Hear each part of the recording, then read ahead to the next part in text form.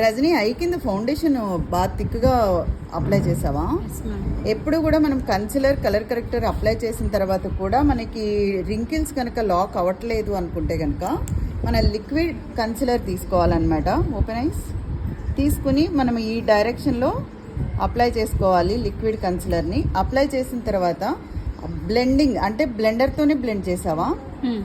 బ్లెండర్తో blend చేయకుండా ఇలా soft concealer brush తీసుకుని నీట్గా ఈ విధంగా బ్లెండ్ చేసుకోవాలి.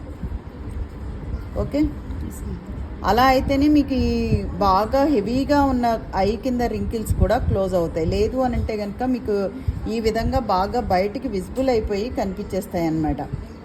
తర్వాత ఇలా చేసిన తర్వాత కూడా ఇంకా స్మాల్ అంటే ఇప్పుడు మనం క్లోజ్ చేసాము చూడండి, క్లోజ్ అయిపోయాయి కదా, అయినా కూడా తను బ్లింక్ చేస్తే మళ్ళీ రింకిల్స్ వస్తాయి. ఓపెన్ చేయమా, అది కొంచెం బ్లింక్ చేయండి. ఇగోండి, ఇలా బ్లింక్ చేసిన తర్వాత లైన్స్ వచ్చాయి చూడండి. దాన్ని సాఫ్ట్ బ్లెండింగ్ బ్రష్ తీసుకుని మనం బ్లెండ్ చేసేటప్పుడు ఇలా బ్లెండ్ చేస్తే కనుక ఆ స్మాల్ కూడా క్లోజ్ అయిపోయి ఇంకా సాఫ్ట్ లుక్ వస్తుంది ఐ కింద. ఈ మెథడ్లో మీరు బ్లెండ్ చేసి చూడండి, బాగా వస్తుంది. ఇప్పుడు చూడండి, దీనికి డిఫరెన్స్ మీకు అర్థమైపోతుంది. ఇలా చేయండి నెక్స్ట్ టైం నుంచి.